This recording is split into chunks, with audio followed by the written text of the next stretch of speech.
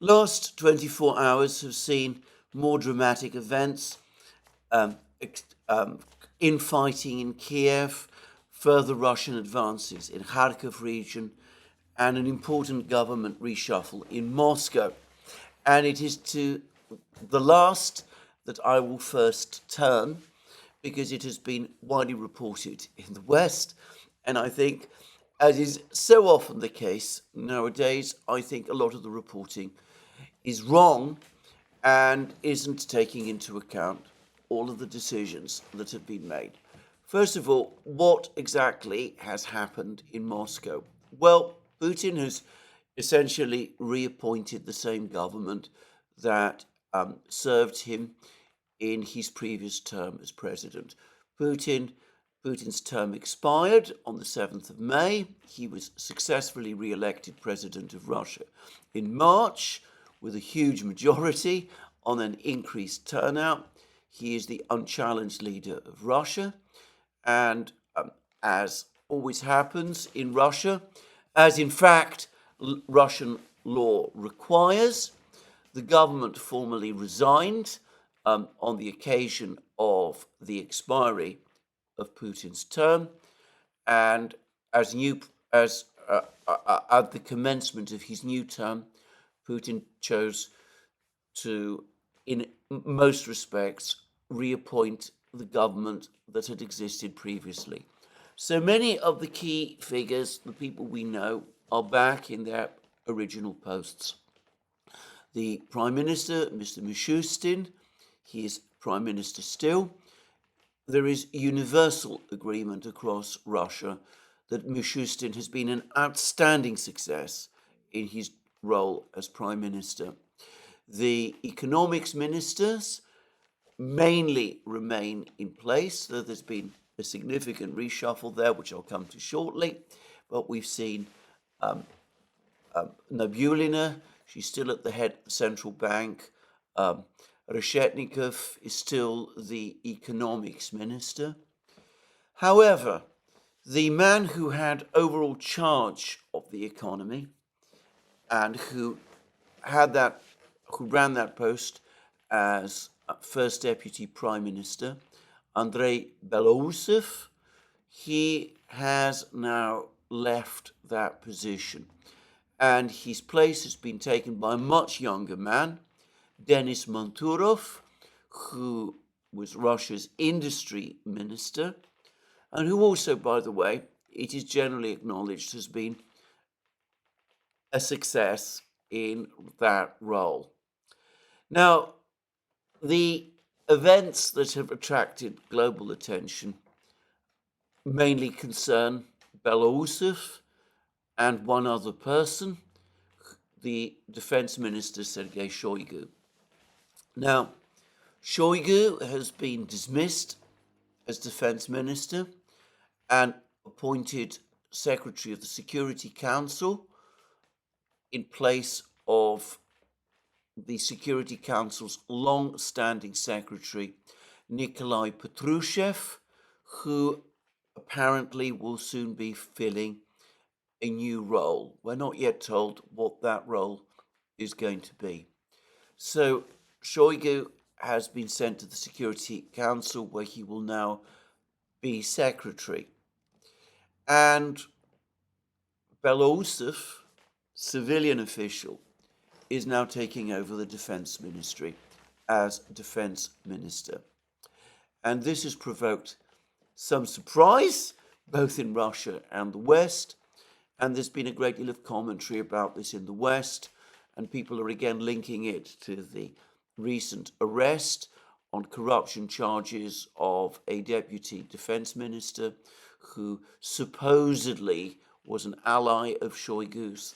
There's no real reason to believe that. And it seems, by the way, that this person has been under investigation for something like 5 years. So this has been a long-standing operation by the Russian security services and police agencies. But anyway, put that aside. There's been the usual discussion and speculation in the West that Shoigu has in effect been sacked, that the position that he's been appointed to is in some way a titular or nominal one, that he's been parked in some way, that this is all a face-saving measure to somehow allow Shoigu to save face.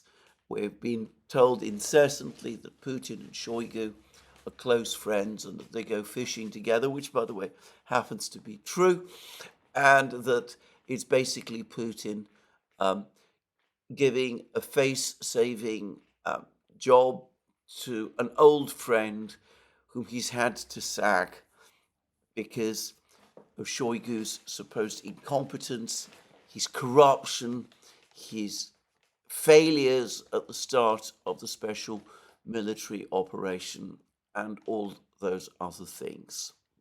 Now, there is, in my opinion, absolutely no truth whatsoever to that view. For once, I find myself in agreement with Riba. Riba, I think, is an outstanding, or at least a very important reporter of military developments on the front lines in Ukraine, though one who should be followed critically. But generally, I think that his political assessments about events in Russia are almost completely wrong. But on this occasion, I think he's got it right. I think he's absolutely correct in saying that Shoigu's supposed dismissal is, in some respects, a promotion. Now, this brings me to what is, for me, a somewhat sore topic. At the center of Russian government, at the center of the Russian political system, there is this body called the Security Council. It meets every Tuesday. Putin is its chairman, and if one reads the very brief summaries of the meetings that are provided on the Kremlin's website, one sees that it doesn't just concern itself with foreign and security policy, as its name might suggest, but that it is in fact responsible for the whole range of Russian policy, Russian government policy, foreign, security, and domestic. Obviously, it does have a particular role in security matters, but it touches on every aspect of policy that concerns the Russian government. It is also the case that the people who are members of the Security Council are the most powerful and important people in Russia. All the top figures are there. Lavrov, for example, is a member. Medvedev is a member. Shoigu, as defense minister, was a member, and of course he still is a secretary of the Security Council. The intelligence chiefs are all members. The Prime Minister, Mishustin, is a member as well, as are the speakers of the Russian Parliament, the Duma, and of the Federation Council. It's incredible to me that a body, the Security Council, that meets every Tuesday, makes decisions on Russian policy, and which has a membership, a very restricted membership, by the way, that includes all of Russia's most powerful people, gets almost no attention in the West at all. I assume that the Western intelligence agencies do devote a little more time to it, but if you were to follow Western media discussion about events in Russia, you would barely know about this particular body's existence. In Russia, of course, it is a completely different story. Now, the only explanation I can find for this complete lack of interest in the Security Council is that talking about it, discussing the Security Council, would contradict the accepted Western narrative that Putin runs Russia as an autocrat or as a dictator, that he makes all the personal decisions by himself after consulting with a small group of cronies, and that he therefore doesn't need to work through any, and doesn't work through any sort of institutional structure at all. The reality is completely different. Putin principally governs Russia through the Security Council. That is his inner cabinet, and it is an institution set up, created under Russian law, with clearly very extensive powers indeed. And suffice to say, it also has a very powerful secretariat, which, at least in emphasizing the point of what a powerful institution it is, well, it the Secretariat of the Security Council apparently occupies the same premises as used to be occupied by the Secretariat of the Communist Party's Central Committee in the time of the Soviet Union. And as if perhaps to push the parallels further, just as Putin himself works from the office of the Secretary General in the Senate building in the Kremlin, the same office that was once, by the way, Stalin's office in the Senate building in the Kremlin. When Putin meets with the Security Council in person in the Kremlin, which, by the way, happens relatively rarely, meetings now seem to happen mostly on a virtual basis, and he also often meets them at his country residence in Novo-Ogaryovo. But when he does meet them in the Kremlin, more often than not, apparently he meets them he meets the Security Council in the same rooms where previously the Politburo, the Soviet Politburo, used to meet. As anybody who's worked in a government setting will know,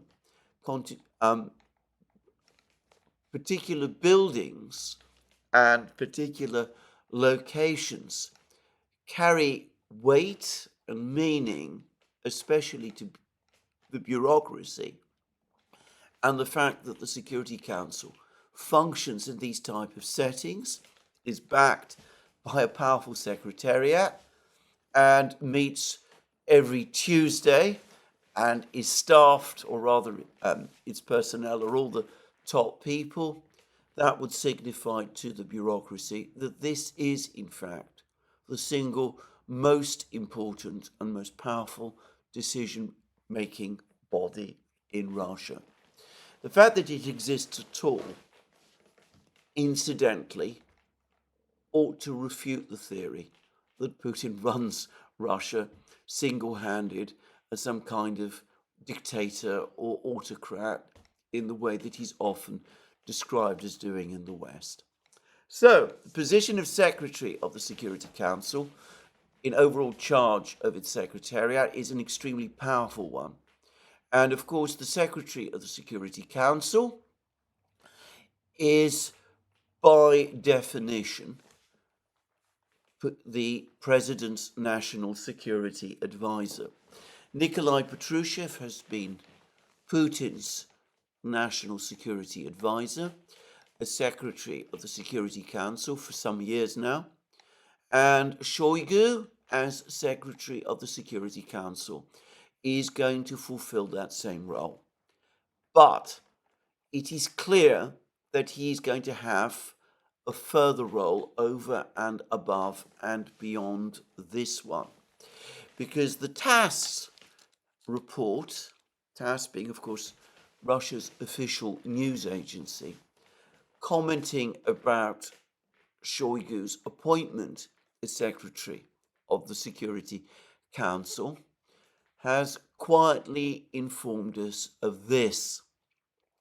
As the Russian Security Council Secretary, Shoigu will, among other issues, oversee the work of the Federal Service for Military Technical Cooperation, which recently became directly subordinated to the president, in other words, to Putin.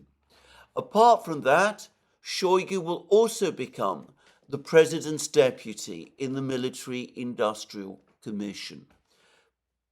The president, Putin, in other words, is its chair, whilst up to now, Medvedev is the first deputy in this body. So, Shoigu is not only going to replace Patrushev as Secretary of the Security Council, but he's also seeing his position as effective head of the Russian military-industrial complex, now regularized. Now, at this point, it's necessary to say a few things about Shoigu. Firstly, like Belousov, his successor, he is a civilian. Now, contrary to what is widely believed and assumed in the West, and surprisingly even by some people in Russia, the practice in Russia since the revolution has been to appoint civilians to head the defense ministry. In Stalin's time, the defense ministers were in succession: Voroshilov, a civilian official who had been a party official within the Bolshevik party, joined the Bolshevik party before the revolution, Stalin himself, and a civilian manager and administrator, Mikhail Bulganin. The very first Soviet defense minister was, of course, Lev Trotsky. Just saying. Under Brezhnev, the defense minister was Dmitry Ustinov, who was also a civilian. At times, military officials, military men have headed the defense ministry, as they tended to do in Khrushchev's time and for the first part of Brezhnev's time. But mostly, over long stretches, it is civilians who head the defense ministry. And that, by the way, has been Putin's practice. He's generally appointed civilians to head the defense ministry. And Shoigu was one. And Shoigu came into the defense ministry with a background as an engineer and first and foremost as a manager.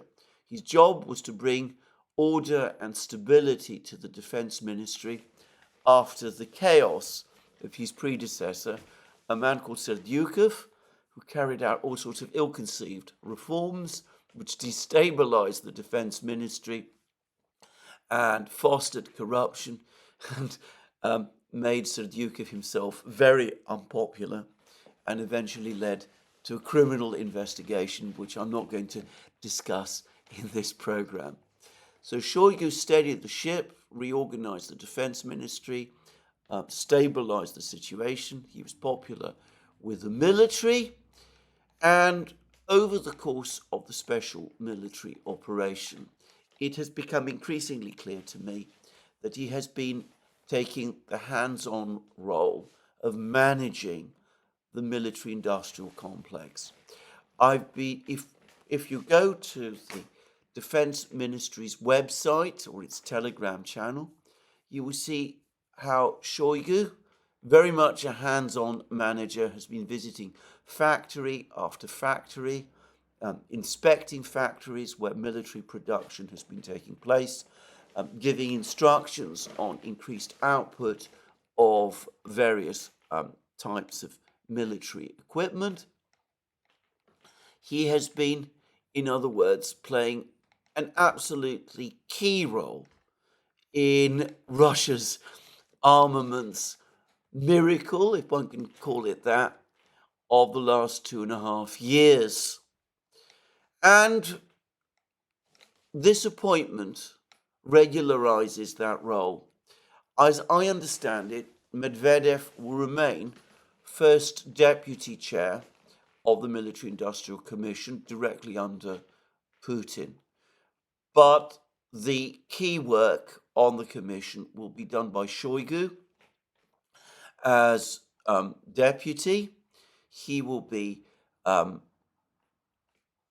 supervising the defense industries, making sure that they continue to churn out the weapons that the military needs in order to conduct the special military operation.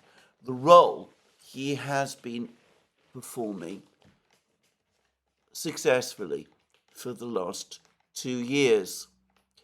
And he's also going to continue to run the Federal Service for Military Technical Cooperation. What the TASS report I've just read doesn't mention is that until Putin transferred this body to the executive office, in effect of the Security Council, a few days ago, the Federal Service for Military Technical Cooperation was subordinated to the Defense Ministry. So it was subordinated to Shoigu before, and it will continue to be subordinated to Putin,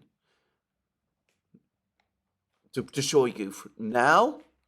And of course, Shoigu, as Secretary of the Security Council, will be able to report to Putin, who has direct authority as head of the Security Council to give direct instructions backing any decisions Shoigu makes to the people who work within the military, the Federal Service for Military Technical Cooperation.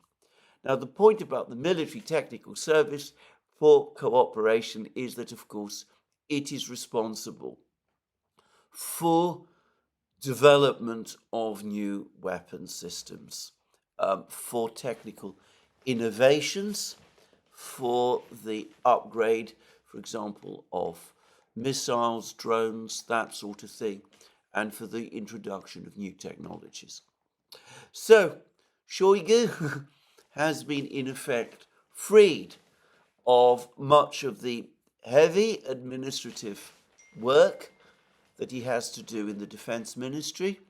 He's been given the job of running the military-industrial complex and also of overseeing the continued technological upgrade of the Russian military under the direct supervision of the Security Council and of Putin himself.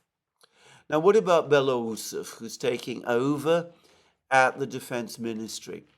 Now, he is indeed a civilian, but he's in some respects an interesting man.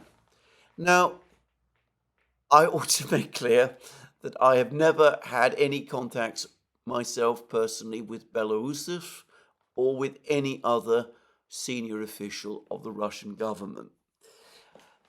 But I have spoken with someone who does know or did know Belousov. Now, this was some years ago when Belousov was an advisor to Putin on economic questions before he was given an actual governmental post. And this person, who was very much, I should say, on the patriotic nationalist side of politics in Russia, had very, very favorable things to say about Belousov indeed. This person was very much somebody interested and involved in economic questions also, and he thought that Belousov understood the needs of the Russian economy very well, and he described Belousov to me as an extremely capable man, and somebody who it was good to work with, who the people who worked for him liked. Now, Belousov has an interesting backstory. His father was an economist during the period of the Soviet Union, who was apparently very close to Alexei Kosygin, who was in the 1960s and 1970s the Soviet Union's prime minister, and somebody who apparently wanted to carry out extensive reforms to modernize and update the management structures of the Soviet economy, reforms which were never fully seen through. Now, over the period of Kosygin's ascendancy, in 1963 to be precise, before Kosygin became prime minister, but when he was head of Gosplan, the Soviet Union's central planning agency, a very interesting new institute was set up in Russia. Russia creates lots of institutes, but this one was the Central Economic Mathematical Institute. And its job was basically to introduce mathematical modeling into the planning system for the Soviet economy and to set up a network of interconnected computer systems providing data, exchanging data across the Soviet economy, something which perhaps might have been seen as a Soviet attempt to create something not entirely unlike the internet that eventually developed in the West, though of course more like an intranet in Soviet terms than an internet. Anyway, in the 1960s, the infrastructure to do that in the Soviet Union did not exist, and the project apparently was, well, it clearly wasn't successful, but the institute itself survived, and it continued to operate very much apparently under Kosygin's wing as a planning and forecasting agency, trying to improve planning systems and planning predictions, and operating very much on the reformist wing of the Soviet government. Now, Belousov, after he graduated with an economics degree from Moscow State University in the 1980s, joined the Central Economic Mathematical Institute, and he served in it for 6 years. And thereafter, he continued to work in various institutes connected with the Academy of Sciences, very much, again, in forecasting and assisting with planning matters.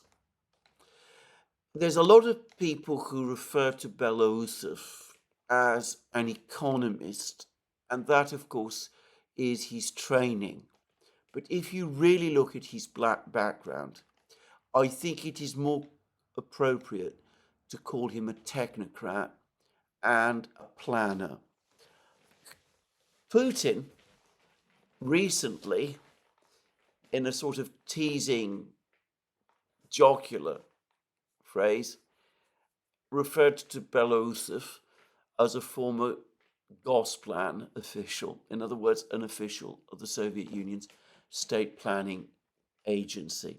Now, there's no record that Belousov actually ever was directly employed by Gosplan, but the Central Economic Mathematical Institute would undoubtedly have had input, would have worked with Gosplan, and quite plausibly he did have contacts in Gosplan at that time. So we're talking about a planner and a technocrat, and apparently a very capable one. And as Putin's spokesman has pointed out, the defense ministry in Russia today has become a sprawling bureaucracy. Over the course of the special military operation, its budget has swollen massively. It is apparently now comparable in size, in absolute size, to what it was in the mid-1980s during the Soviet period. It's not yet absorbing as many resources from the economy as the former Soviet Defense Ministry did, but probably in terms of absolute spending, it's probably not far short of what the Soviet Defense Ministry used to spend. Bear in mind that the Russian economy now is significantly bigger and, of course, more diversified than it was in the 1980s. So, what the system needs is a good, reliable manager, planner, and technocrat. And that's why Belousov has been appointed to that role. And apparently, as I said, he's well liked. You can find film of him delivering reports. You find that he provides reports very clearly and very simply. He seems like the sort of person who can manage the bureaucracy of the Defense Ministry and streamline its operations and work closely with Shoigu on the innovation side of the military industrial machine quite well. Military decisions, the role of actual command of troops and the structure of the military itself remains in Russia, as it always has, the province of the General Staff, headed by its chief, Valery Gerasimov, who remains in post. So that's what I wanted to say about this reform. It makes sense in its own terms. It is an adjustment to the changes that have been made over the course of the special military operation. It's become important to put someone reliable in charge of the military-industrial complex, which is what Shoigu is going to be principally doing, and it's important to put a competent technocrat in charge of the defense ministry, which is what Belousov is. Will it succeed? Will Belousov succeed in the defense ministry? He probably has had more contacts with the military than people might know about. After all, he was first deputy prime minister, with some responsibility for military matters as well. So he may not be quite as uninformed about military industrial matters as some assume. He's shown significant interest in development of drones and drone technology, and you can find a film, if you search hard enough on the internet, of him delivering a report to Putin on the importance of upgrading development of drones and of what needed to be done in order to do that. But of course, all of this is not a guarantee that he will be a successful defense minister. Only time can show. But for the moment at least, and logically, it makes sense. You have continuity in the military-industrial sphere with Shoigu placed in charge, and you also have an extremely capable and experienced technocrat now in charge in the defense ministry. Now, the unknown questions for me is whether Shoigu is in fact going to be appointed first deputy to Putin in the Military Industrial Commission, in which case it is possible that Medvedev might be leaving the Security Council, perhaps to take a position in the judicial system, which he's known to take an interest in. And it'll be interesting to see what Patrushev, the outgoing Secretary of the Security Council what precise role he is going to have. We are told that he is going to be appointed to some new post. Well, we'll have to wait and see. I'm not going to try and guess. With Putin, it's impossible, as I've long since found, to make any firm predictions about his personnel choices. But generally and overall, with the odd exception, the people he appoints to senior positions tend to do quite well, and everything I've heard about Belousov especially suggests to me that he will. Anyway, that's Moscow. That's this new reshuffle.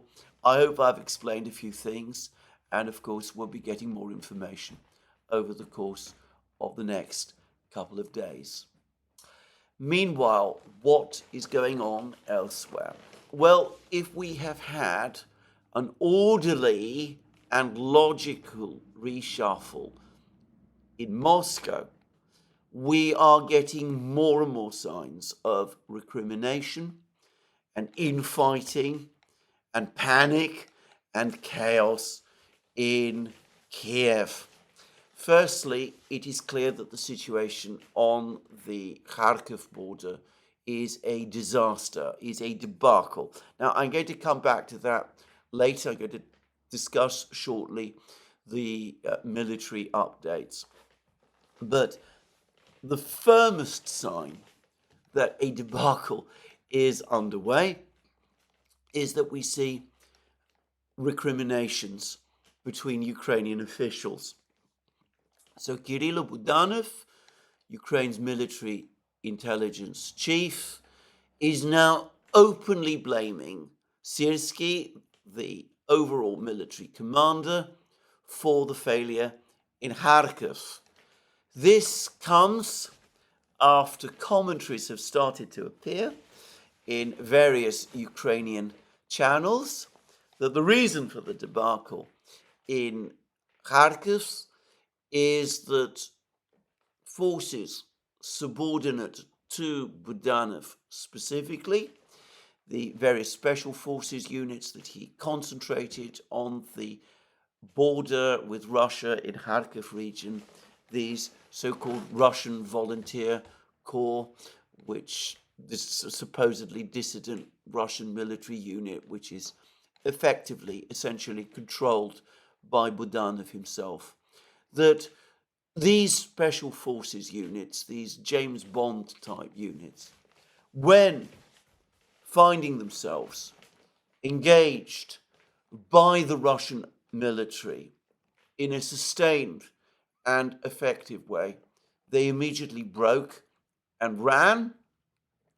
And that was one of the reasons why the Ukrainian defenses on the border collapsed so fast.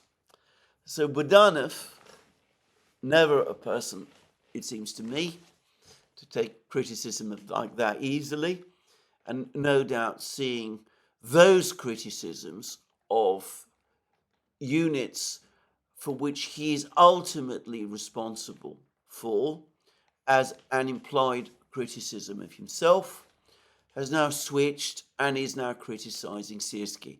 It is Syrsky's fault that the situation on the border is so bad. Now, Syrsky, in response, is not openly criticizing Budanov, though it's entirely plausible that some of these criticisms of Budanov, which are circulating, originate with Syrsky. That would not be impossible. But Syrsky is now talking about an extremely difficult situation right across the entire conflict line that the Ukrainian army is facing. And that is an understatement, but that at least is what Syrsky is saying. He is acknowledging the gravity of the situation. And so is Zelensky himself. Zelensky's made various statements about the situation. He's speaking in extremely, unusually gloomy and pessimistic terms about how bad the situation has become. Usually, Zelensky spins optimistically about how well the Ukrainians are doing, how they're successfully resisting, how the Russians are incompetent or failing in some kind of way. But this time, his demeanor and his words seem to suggest that he also recognizes that there is a crisis going on. And of course, we've had confirmation, as I discussed in my program yesterday, that the Ukrainians have dismissed their former commander in this region, that they have replaced him with a new personality. We're told that Yuri Galushkin, who was Ukraine's former commander in Kharkiv region, has been sacked, and he's been replaced by General Mikhail Drapati. Now, the difference, as I understand it, is that Galushkin was a professional long-service military officer, whereas Drapati is a much more political figure. He held previously the post of Deputy Chief of General Staff for military training, which, of course, in Ukraine always involves an ideological component. And he also played a role in the 2014 crisis, when in May 2014, he apparently used an infantry fighting vehicle, the BMP, to break through barricades put up by protesters in the Donbass city of Mariupol, which had been briefly supported the insurrection against the Ukrainian government, but where the Ukrainian military were able to redeploy, and the Azov brigade was able to redeploy and regain control. This was in May 2014. And if Drapati was involved in all of those events, that suggests that he was in some way connected, or at least had connections to, the then rapidly emerging Azov brigade. Just saying. So he seems to be a much more hardline, more political figure than Galushkin, which makes one wonder whether there are some doubts in Kiev about Galushkin's loyalty. Maybe there's some feelings that he allowed the situation in the border to go wrong in the way that he did, and that he's some sort of, well, I'm not going to say traitor to Ukraine, but who knows. Anyway, lots of signs then of chaos in the political system in Ukraine. And by the way, there's more reports that the Ukrainian authorities are becoming increasingly concerned that with Zelensky's constitutional term in office due to end on the 21st of May, there are going to be political challenges to Zelensky's leadership of Ukraine, that these challenges might now become stronger given that there's been this debacle on the Kharkiv border, and inevitably and unsurprisingly, Ukrainian officials are giving out warnings about Russian disinformation campaigns, which will supposedly call into question President Zelensky's legitimacy beyond the 21st of May. So there we go.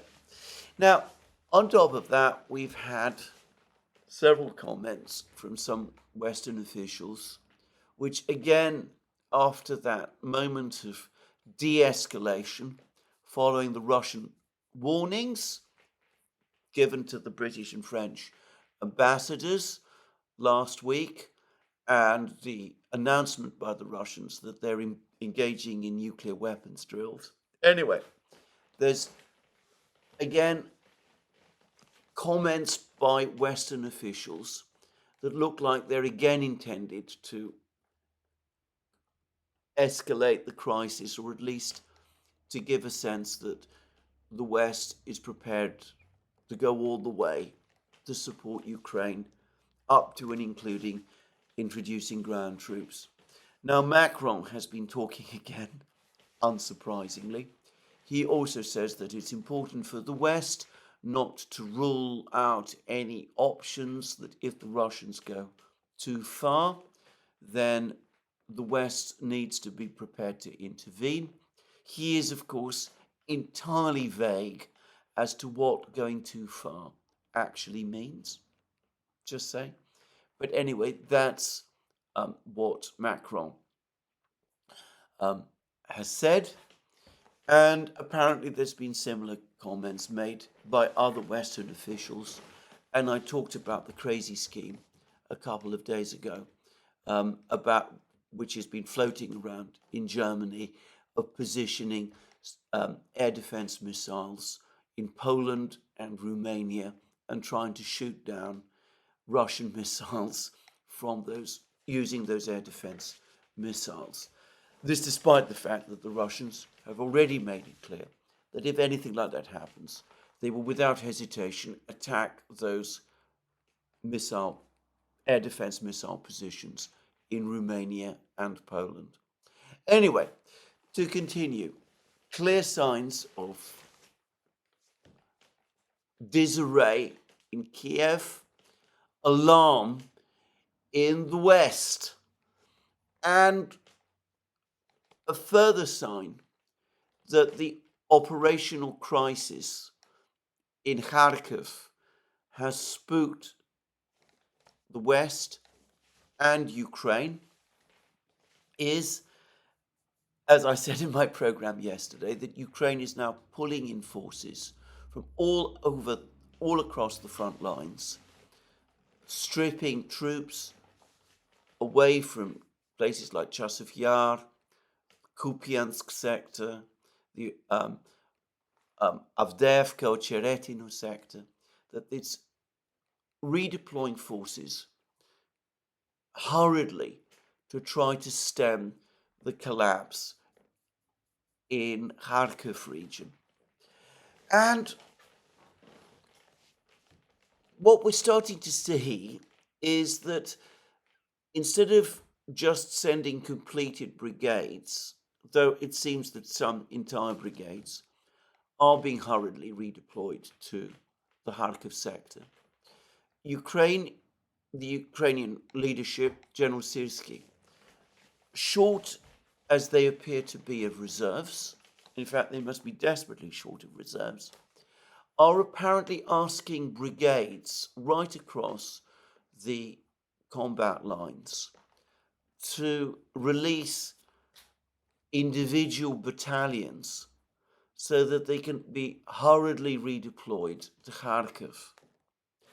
Now, here I have to say I'm not somebody who has ever been involved in military administration, but I have been a manager in the past, and I know that one of the fundamental mistakes that one can make as a manager is to try to cobble together in a hurry organizations or institutions or whatever it is, teams or projects out of various disparate parts and put them together and throw them into some problem. That's not the way good management works. Far and away the better way is to keep teams, established teams, united and working together. And if one has to redeploy them onto a new project, well, that's a better thing to do than to break them up and to reconstitute, to create new teams out of cannibalized parts of other teams. And I'm going to make a guess that the same applies in what Ukraine is doing Now, Simplicius the thinker in various articles, and I believe also Big Serge, have spoken about cannibalization, that you take various bits of your army and reuse it in ways that feed off your army itself rather than introducing new reserves. And this, it seems to me, is exactly what Ukraine is now doing, putting together what I suspect will be Frankenstein units, or asking battalions which have never worked together suddenly to come together in a single place and work together as a team against a Russian force which one must assume has clear command and control systems and which is probably trained together for some months. Well, that doesn't seem to me like a recipe for success. But it's clear that this is what Ukraine is used to. And again, this demonstrates the extent to which the Ukrainian front lines now are extremely overstretched. The Ukraine no longer has enough troops to be strong in every location and to be able to create coherent defenses where the Russians start a new advance, as they've just done in Kharkiv. Anyway, we'll see how these cobbled together Frankenstein units perform against the Russian army in Kharkiv. Now, I say all of this is coming as there are more rumors of a further Russian advance in another part of Kharkiv region, in Sumy region, to be precise. Of course, if the Russians do launch a further advance in another part of Kharkiv region, if they start a new offensive somewhere else, that's going to overstrain the Ukrainians even further beyond breaking point, I suspect.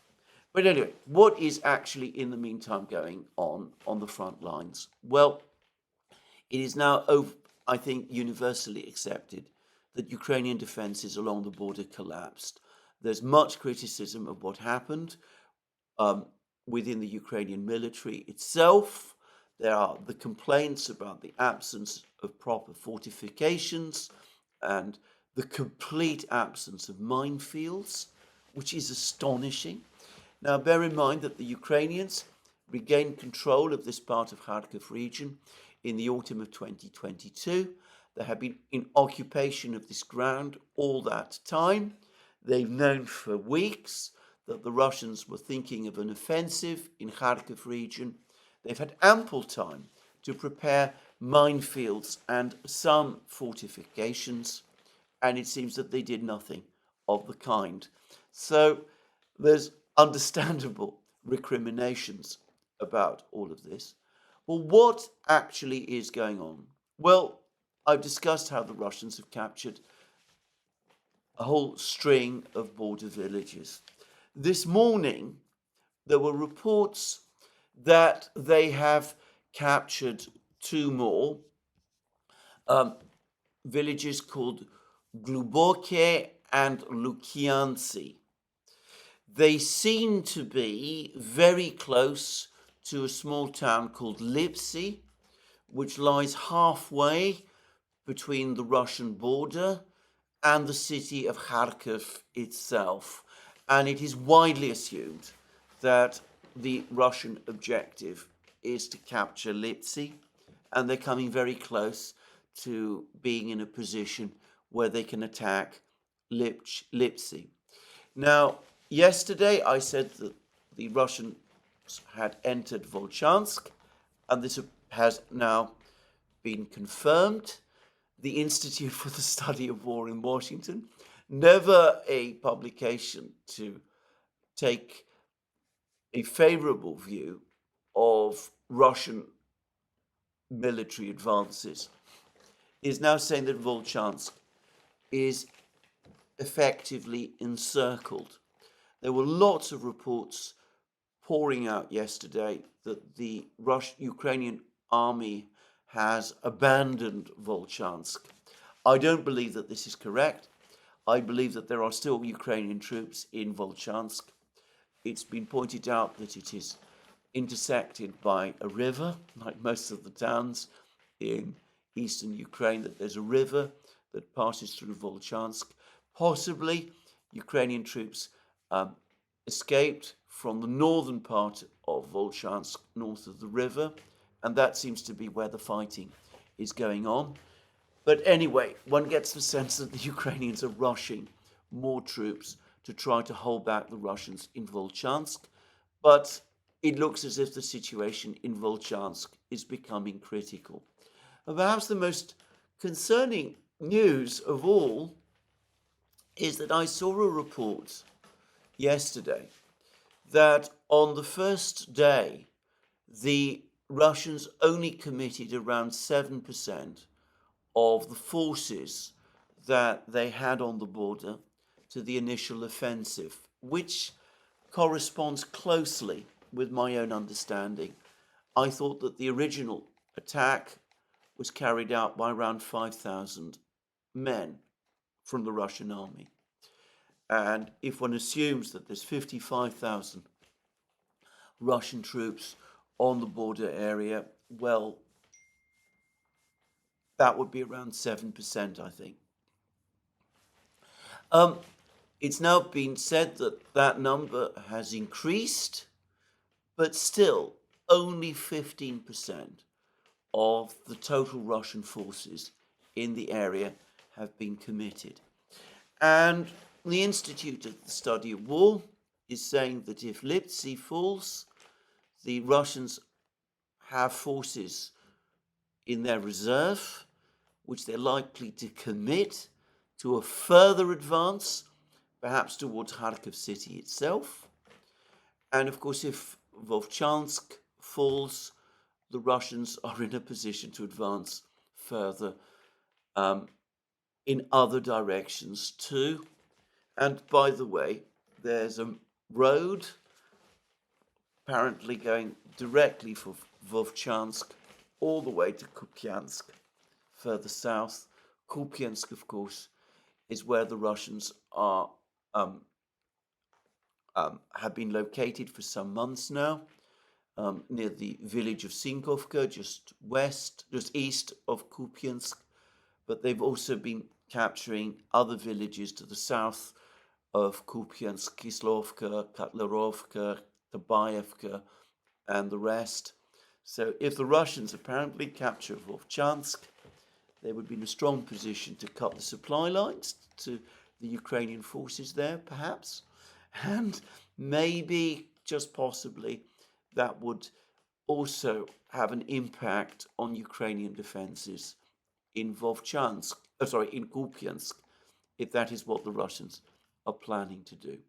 Anyway, it's impossible to avoid the smell of crisis and panic that is floating both from the area of the border and indeed from Kiev as this battle in Kharkiv region evolves. And perhaps a sense of the impact that it is having right across the front lines has been provided by the Telegram channel of the 79th Brigade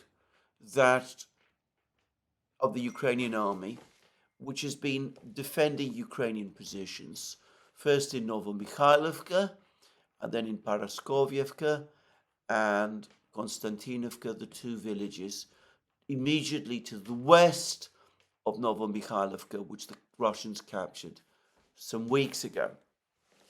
And the 79th Brigade has been complaining about the extent to which it's not been getting the support from the Ukrainian military that it needs for some time. But they've now come up with apocalyptic comments.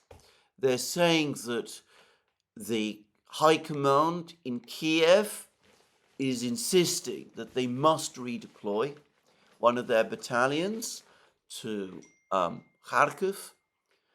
And they're saying, well, if so, what are we going to be left with in terms of men to hold on to Paraskovievka and to Konstantinovka if the Russians attack us?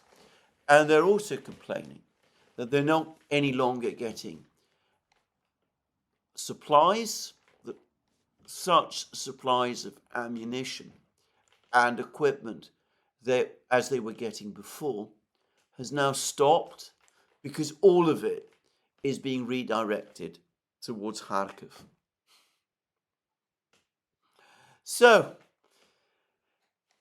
the entire front line being weakened to plug a hole in Kharkiv, which the Ukrainians have called on themselves.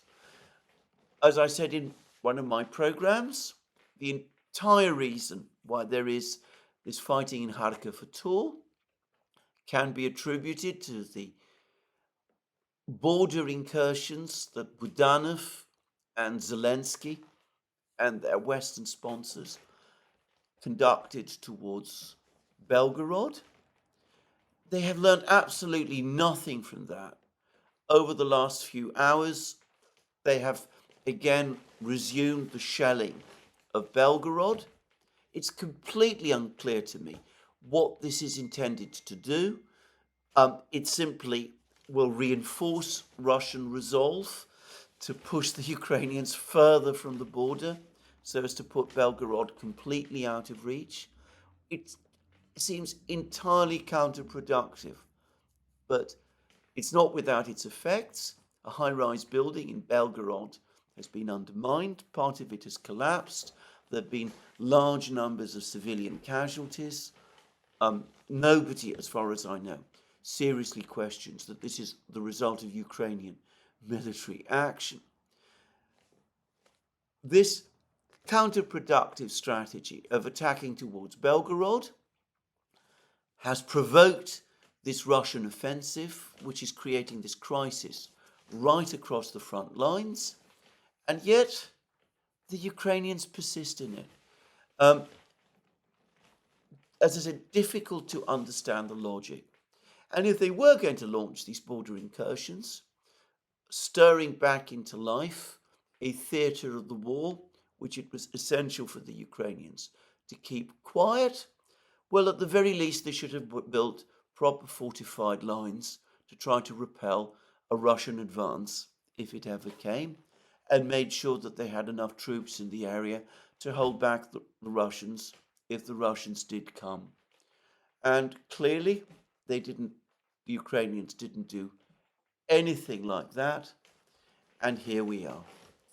Now, it is inconceivable that the Russians are not going to take advantage of this situation. And we've seen the 79th Brigade complain about how bad the situation is in the Novomikhailovka, Konstantinovka area, and it's likely the Russians will attack there.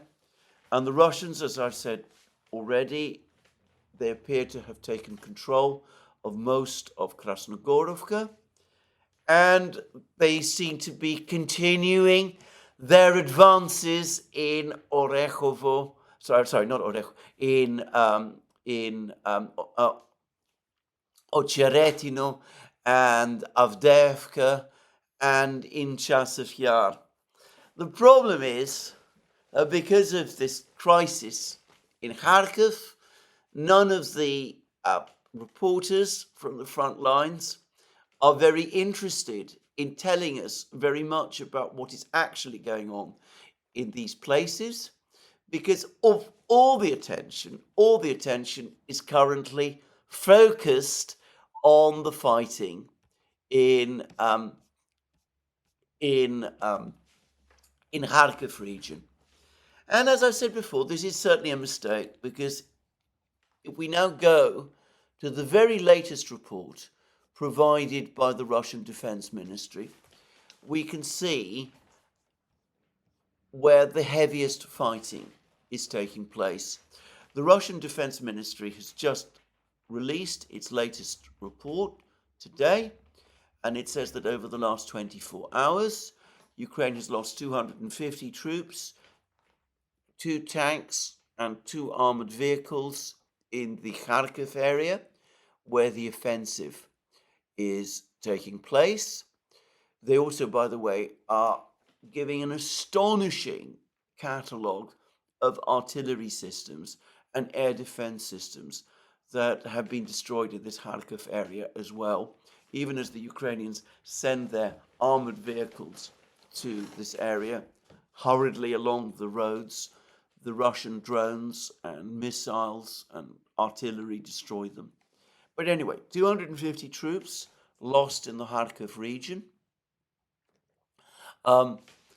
Elsewhere, however, if we go to the situation in Chasiv Yar and area around there, and in the Siversk area, there the Ukrainians have lost 540 troops, according to the Russian Defense Ministry, including a German-made Leopard 2 tank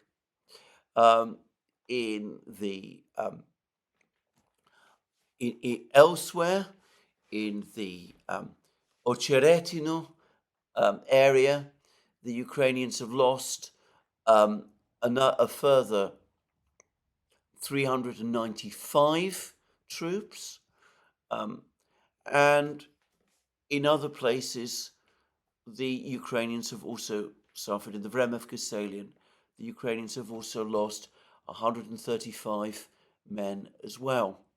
So, yes, the fighting in Kharkiv is intense. It is clearly taking a toll. Ukraine has lost around 250 troops in the Kharkiv area, according to the Russians, dead and wounded over the last 24 hours. But still, one can see that the heaviest fighting continues to be in central Donbass, with 540 men lost by Ukraine, according to the Russians, in the Chasiv Yar, Bakhmut area, along with Leopard tanks, and a further 395 lost in the Avdiivka or Cheretino area. That remains, for the moment, the main center of the battle. And as I said, I haven't heard much in the way of news about what is actually taking place in these places, but I suspect that we're going to start getting dramatic news, firstly from Krasnogorovka, and before long, perhaps also from Chasiv Yar, perhaps sooner than we do from the Kharkiv region itself.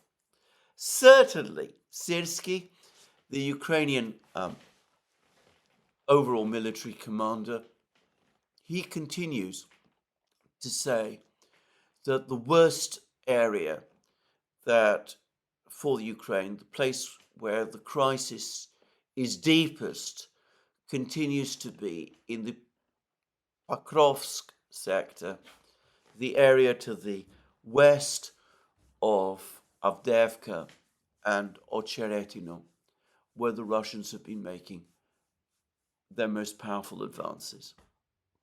So, there we go. That's my program for the day. As I said, the panic in Kiev, intense and deepening.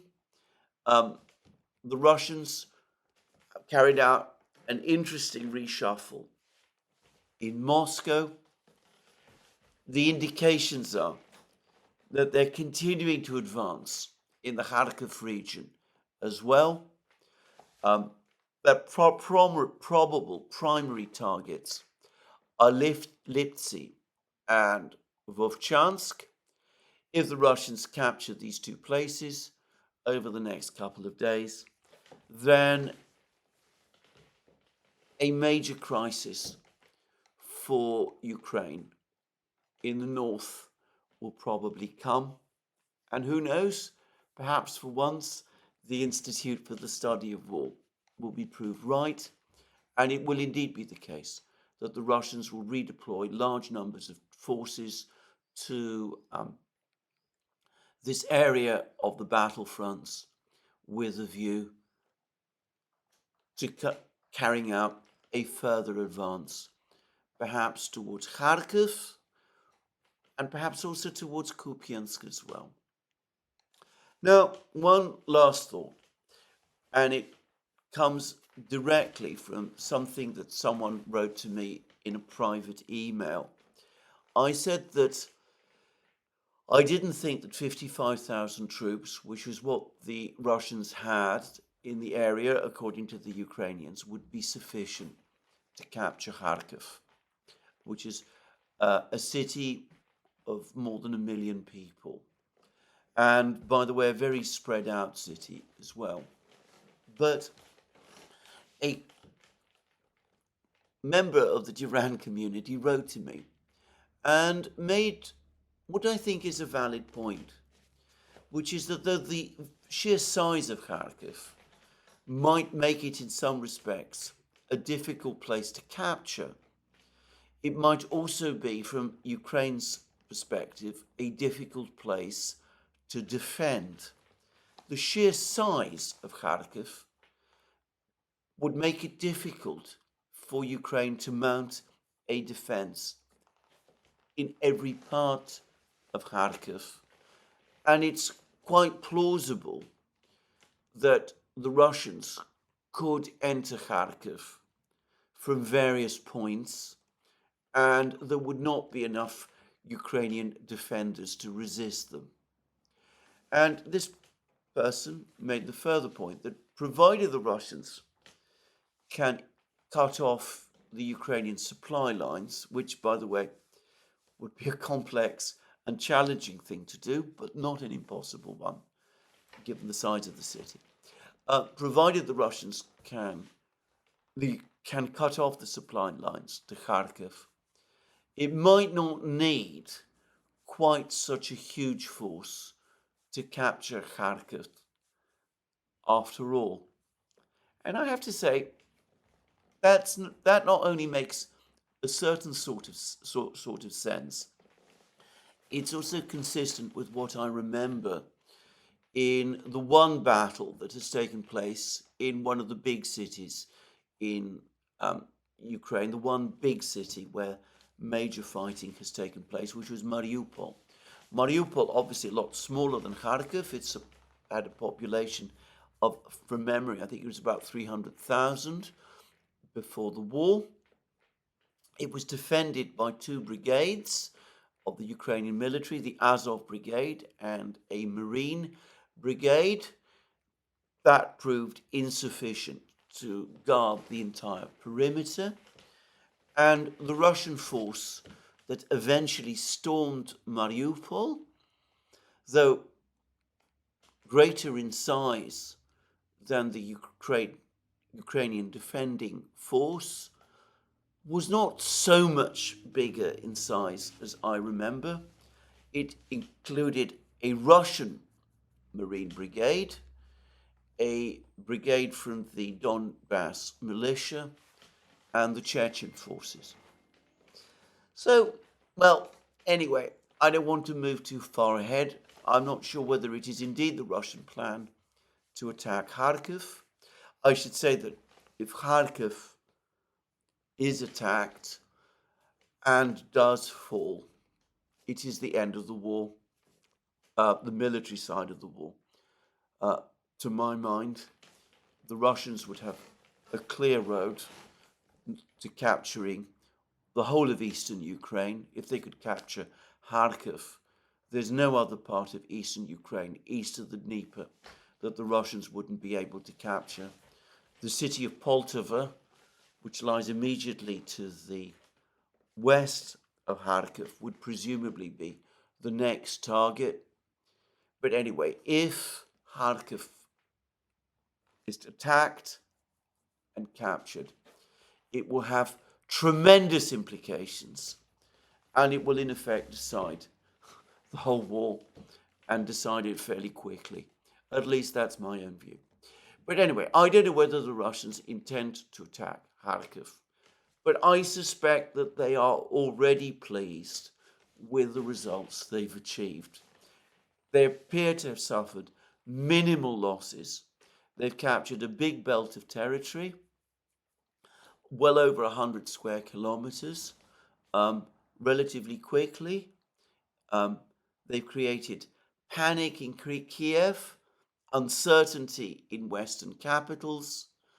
They've disorganized the Ukrainian army, and they've set Budanov and Syrsky, set them off against each other.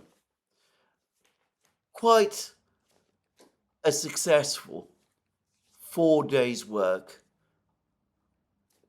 as the Russian commanders are probably feeling, and as they're probably going to report to Belousov in their first meeting with him.